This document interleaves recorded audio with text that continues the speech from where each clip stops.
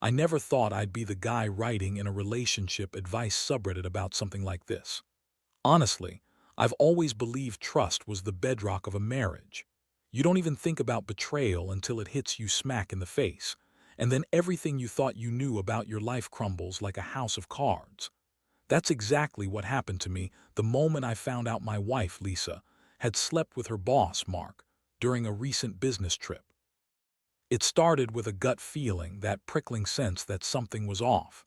I can't even explain how that feels, a weird, creeping sensation in my stomach, like a low-grade nausea mixed with a jittery energy I couldn't shake. I always trusted Lisa. We'd been together for 8 years, and she never gave me a reason to doubt her. Until last week, that is. It all unraveled in the worst way possible. I was going through the credit card statements, just routine stuff, looking for a small charge for a late-night pizza from our usual place. Instead, I saw something else. Hotel receipts. Lots of them, all from that last trip she said she stayed late at the office to finish a project. Except when I checked the dates, the receipts matched her company's hotel in the city where Mark lives. And guess what? The pickup at the hotel was at 2 a.m. on a Tuesday. That's when my stomach clenched tight. I could feel the blood drain from my face, my hands turning cold and clammy. The receipts weren't just a mistake, they were proof. I rechecked the numbers 3 times, each time feeling more furious. It was all there. Her handwriting on the expense report, the receipts, the hotel check-in records. Every detail pointed to one thing: she'd lied about working late and she'd been with him. My mind spun a million directions. I wanted to scream, to grab her by the shoulders, shake her until she spilled the truth. But I didn't. Instead, I sat there in the silence, staring at the tiny print on the receipts, the cold, sterile evidence of her betrayal. That's when I realized this wasn't just about her cheating. It was about the lies, the deception, the way she'd systematically built up this facade of fidelity and trust. And I knew I couldn't stay passive anymore. The worst part, I couldn't even find the words to confront her yet. My throat felt tight, and my palms itched with the urge to do something, anything. I wanted her to see what I'd uncovered, to understand that the woman I loved had been unfaithful, not just physically but emotionally, hiding her lies behind a curtain of bullshit. I kept replaying the moments she'd lied about staying late, the way her voice sounded so convincing when she called to say she was working overtime. All of it was a lie. I don't know how long I sat there staring at those receipts and feeling the weight of betrayal pressing down on me. My stomach twisted with nausea, my fists clenched so tight that my nails dug into my palms. I felt like I was drowning, suffocating on the reality that I'd been played for a fool. How could she do this? After everything we'd been through, after all the promises she made. I felt the anger bubbling beneath my skin, hot and relentless, but I kept it suppressed. For now. That's when I started to plan my next move, because I wasn't going to let this slide. I needed to know everything, have all the facts, and then I'd decide what to do. The first step was clear. I had to confront her. But not yet. Not until I'd gathered all the pieces and made sure I was ready. I needed a plan, one that would hit her where it hurt and make her understand I wasn't the fool she thought I was. And that's when I realized this wasn't just about catching her cheating. It was about reclaiming my dignity and exacting some kind of justice. The mind races, and I start to think about how to turn her betrayal into my revenge. How to make her regret every lie, every word she ever said to me. I don't know what that looks like yet, but I'm starting to see the outline of it. For now, I'll keep quiet. I'll watch, wait, and listen. But I promise she's going to wish she never crossed me. There's no going back after this. That much is clear. After I found those receipts, everything shifted inside me. The room felt colder, like the air had been sucked out of the space I was in. I kept staring at the evidence, trying to process how Lisa could just lie so easily, how she could pretend everything was fine while secretly sneaking around with her boss. My mind kept circling back to the moments of her lying, the way she'd call me from the office, her voice soft and tired, so convincing that I believed her. That's what made this whole thing so brutal. Her lies had been so seamless, so perfectly woven into my everyday life, I almost didn't see it coming. I remember the feeling of my fists tightening, my nails digging into my palms as I fought to stay calm. I kept telling myself I shouldn't jump to conclusions, that maybe I was overreacting. But deep down, I knew. Deep down, I knew I'd uncovered a secret that was tearing everything I believed about her apart. I couldn't stay silent anymore. I had to know the truth. The next step was obvious. I had to talk to her. I waited until she was supposed to be at work, but instead of calling her or texting her, I set a trap. I didn't want her to suspect I'd found out, so I told her I was coming home early, that I'd missed the train and I'd be there in an hour. I wanted her to think I was clueless, to get her to slip up or say something she shouldn't. I needed her to reveal herself. When I got home, the house was unnervingly quiet. She was in the kitchen, pouring herself a glass of wine, her face calm but a little too composed. I noticed her hands trembling slightly. Maybe she was nervous. Maybe she was just trying too hard to act normal. I didn't say a word at first. I just stood there watching her, feeling the steady thrum of anger in my chest. Finally, I broke the silence. "So," I said, voice even but tight, "who did you stay late with last week?" She froze for a second, then turned to face me with a forced smile. "What are you talking about? I told you I was working late on that project. I'm sorry if I didn't tell you everything." Her voice was smooth, rehearsed almost. I let her talk, letting her deny it, watching her eyes flicker, that nervous, guilty look that betrayed her. My stomach clenched again. I could see she was trying to play it cool, but her hands trembled slightly and her pupils darted around like a cornered animal. "You lied," I said coldly. "You lied about working late. The receipts say otherwise." For a moment she just stared at me, speechless. Then she shrugged, trying to brush it off. "It's not a big deal. People make mistakes." And honestly, I was stressed. I needed to blow off some steam. I felt my jaw tighten, my fists balled up again. Blow off steam. "Is that what you call cheating on me? Sleeping with your boss in a hotel while you told me you were working late? That's not blowing off steam, Lisa. That's betrayal." She looked away, swallowing hard, but her hands still shook. "Look, I didn't mean for you to find out like this. It just happened. I didn't plan it." That answer only fueled my rage. I took a step toward her, voice sharp. "It wasn't an accident. You lied to me for weeks, maybe months. Every late night, every excuse, all a lie. So don't stand there and pretend it was some mistake you didn't mean to make." Her eyes welled with tears, but I didn't care. I felt a strange numbness mixed with the rage. I trusted her with my life, my feelings, and now I was standing here, realizing I'd been played for a fool. I decided I couldn't just confront her and leave it at that. I needed a plan. A way to make her understand I wasn't going to accept this betrayal quietly. I wanted to hit back, in a way she wouldn't forget. But I also wanted her to see the damage she'd done. That night, lying in bed, I couldn't sleep. My mind was racing through every possible scenario, every way I could turn her betrayal into my revenge. I wanted her to hurt just as much as I had hurt, but I also knew I needed to be smarter than her. I'd come up with a plan, one that would make her regret ever crossing the line. That was the real goal, not just to punish her, but to make her feel the loss of everything she's taken for granted. The next morning, I started laying the groundwork in my head. I had to be cold, methodical. I'd gather more evidence, figure out her routines, her contacts. I'd need leverage, something that would hit her where it hurt. I had a feeling this was just the beginning of a long, painful process, but I was ready. Ready to make her pay, even if she thought she was untouchable. And so I waited, knowing the real game was about to begin. The days that followed were a blur of cold calculation. I kept acting normal, but inside, I was simmering with rage and a clear plan forming.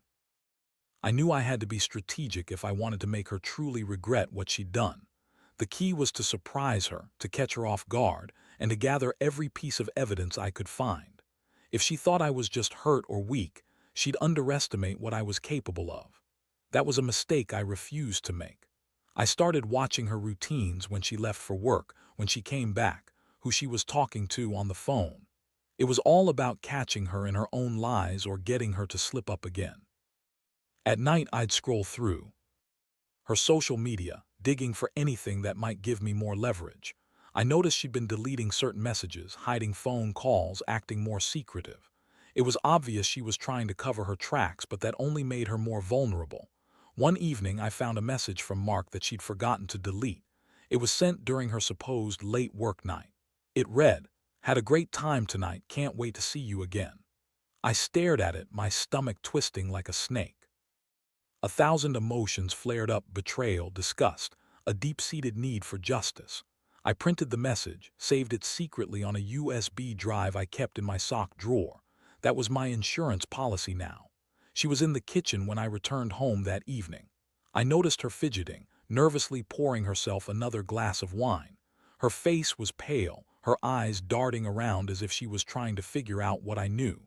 I didn't say anything at first. Instead, I waited until she turned her back. Then I casually slid the USB into my pocket. I knew I had enough now. Enough to remind her she wasn't as clever as she thought. Later that night, I sat her down when she least expected it. I kept my tone even, but my words cut sharper than I intended. "Lisa," I said, voice low and deliberate, "I've got something you might want to see. It's about your little trip last week." Her face paled and she started to protest. "What are you talking about? I told you I was working late. I don't know what you—" I cut her off, pulling out the USB drive. "You're lying again," I said coldly. "Here's the proof. The messages, the receipts, all of it. You've been lying to my face for months, and that's not even the worst part." Her eyes widened as she saw the USB. I watched her trying to think, trying to come up with some excuse. I leaned closer, my voice more threatening now. "You're going to tell me the truth, Lisa. Why, Mark, why did you do this?" She hesitated, then finally broke down, tears spilling over her cheeks. "It was a mistake," she whispered. "I made a mistake, okay?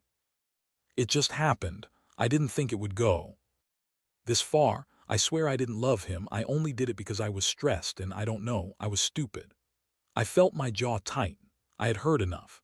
I knew I had to act fast before she could spin more lies. I told her I needed time to think, to process everything, but in reality I was plotting her downfall.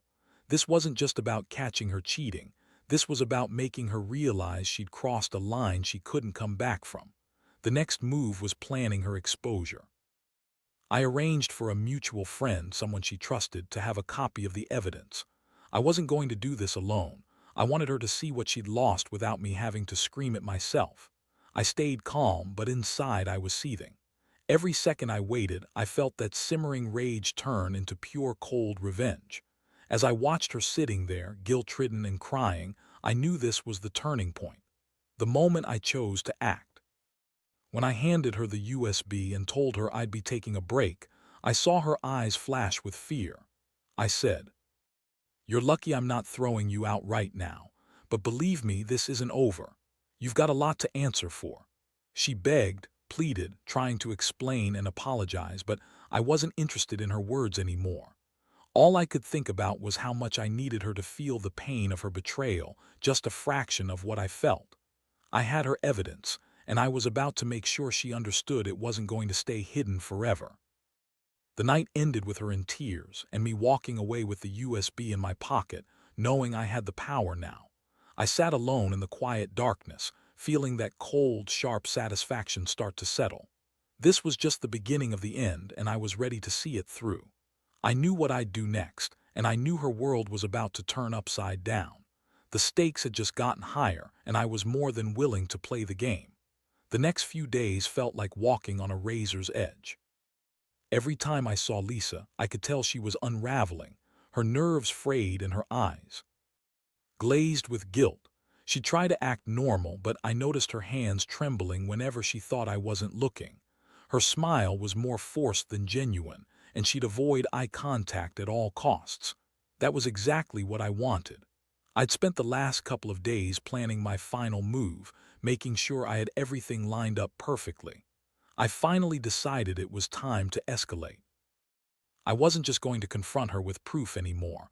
I was going to make her understand she'd crossed a line that couldn't be ignored. My plan was simple but effective.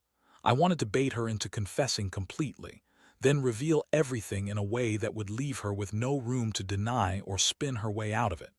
That evening, I left work early and went straight to her favorite. I knew she'd go there someday that week. I ordered 2 coffees and sat at a corner table pretending to be relaxed. I kept my phone in hand, waiting for her to arrive. When she finally showed up, her face lit up with a forced smile. She looked hesitant, like she didn't want to come but felt she had no choice. She sat down across from me trying to sound casual. Hey, what's going on? I looked her straight in the eyes and set my phone on the table. Lisa, I've got everything, the proof, your little secret, and I want to hear it from you, all of it. No more lies. Her eyes widened and her breath hitched.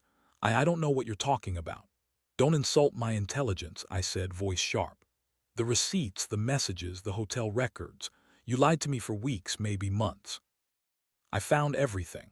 She looked down, trembling. It was a mistake. I was stressed. I didn't mean for it to get this far. That was her opening, her moment to own up or try to minimize it. I leaned across the table, voice low and cold. A mistake? You think that makes it okay? Sleeping with him, lying to my face, pretending you were just working late. Do you even understand the damage you've done? She looked like she wanted to say something, but her voice caught. I was weak. I didn't want to hurt you, but I swear I don't love him. I only did it because I was overwhelmed. I shook my head slowly, feeling my jaw tighten.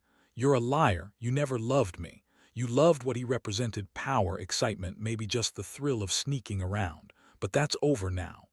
I pulled a small flash drive from my pocket and slid it across the table. Here's everything, all the evidence I've collected. You're going to have to face the consequences of what you did. She stared at it, stunned, tears streaming down her face.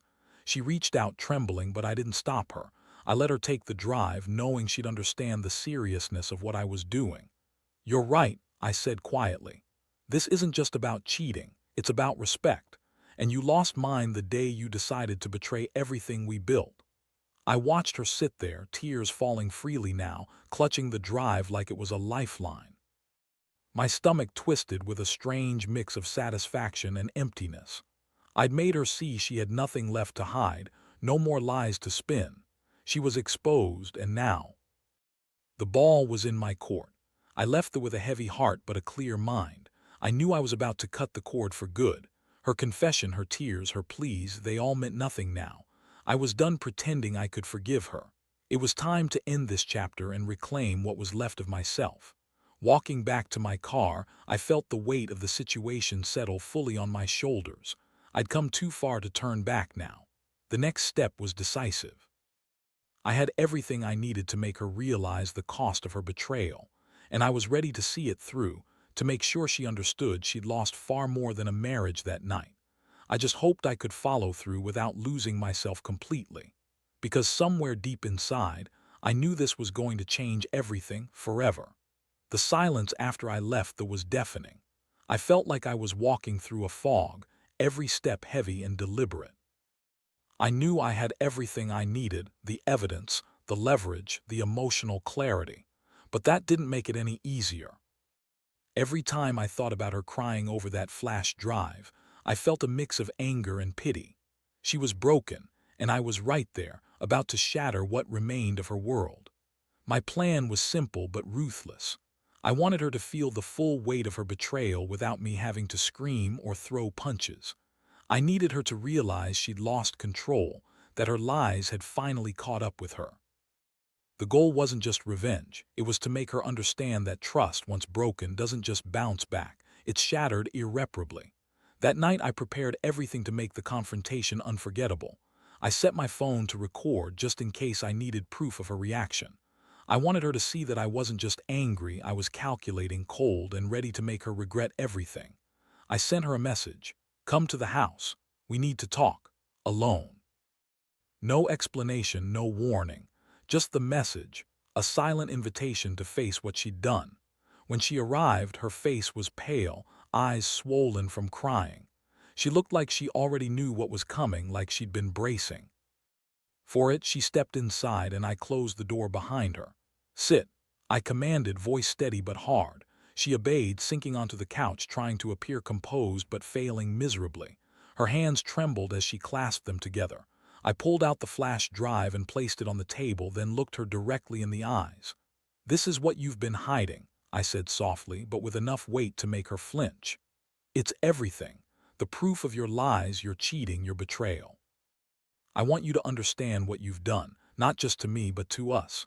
Her voice barely came out. Please, I didn't mean for this to happen. I was overwhelmed. I was stupid.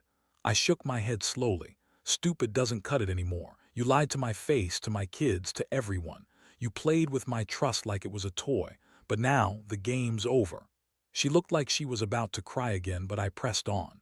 "You need to understand what your actions have cost us.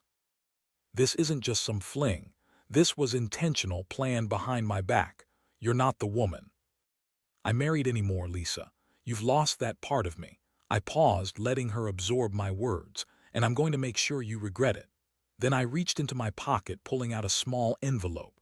Inside was a copy of the hotel receipts, the text she'd sent Mark, everything I'd secretly collected. "You're going to tell your boss, your friends, everyone, because I want the world to know what kind of person you really are. You don't get to walk away from this. Not without consequences." She stared at the envelope, voice trembling but trying to hold it together. "Please, don't do this. I'll do anything. I'll fix it. Just don't ruin me." I stepped closer, voice cold. "It's too late for that. You made your choice. Now I'm making mine." I paused, then added, "You can leave, pack your things, and start packing your life into a new version of itself. Or you can stay and face what's coming. But I promise you the truth will come out and you'll wish you never crossed me." Her eyes filled with tears and she stood up, trembling. "I love you," she whispered, voice cracking. "Please don't do this." I looked at her, the rage simmering just beneath the surface.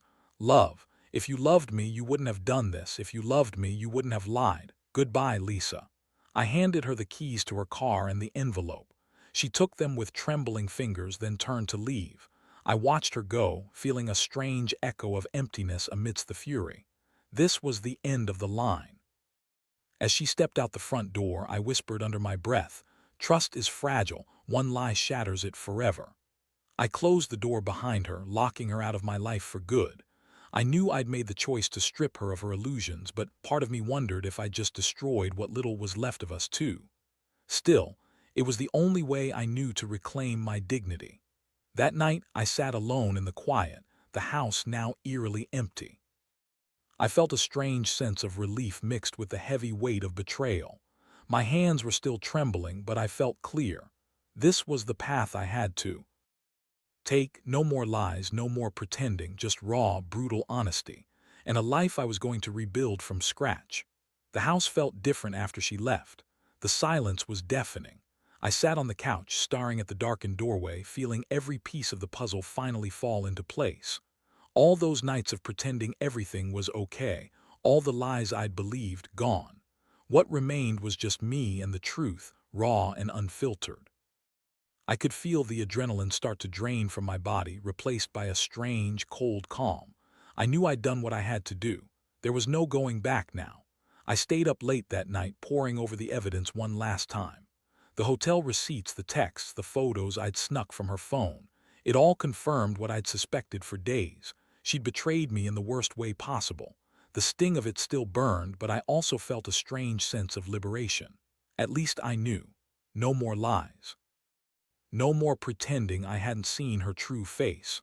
As dawn crept up, I finally made a decision.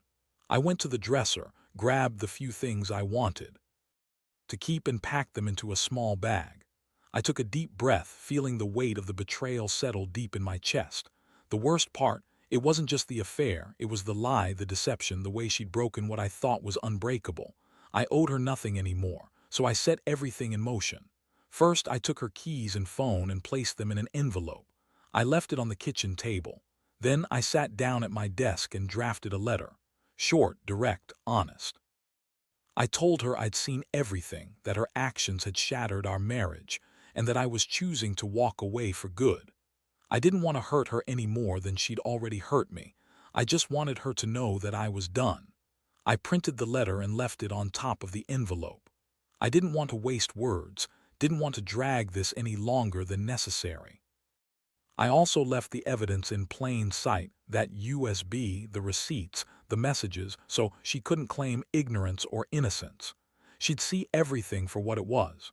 Her lies, her betrayal, her reckless choice to destroy what we had.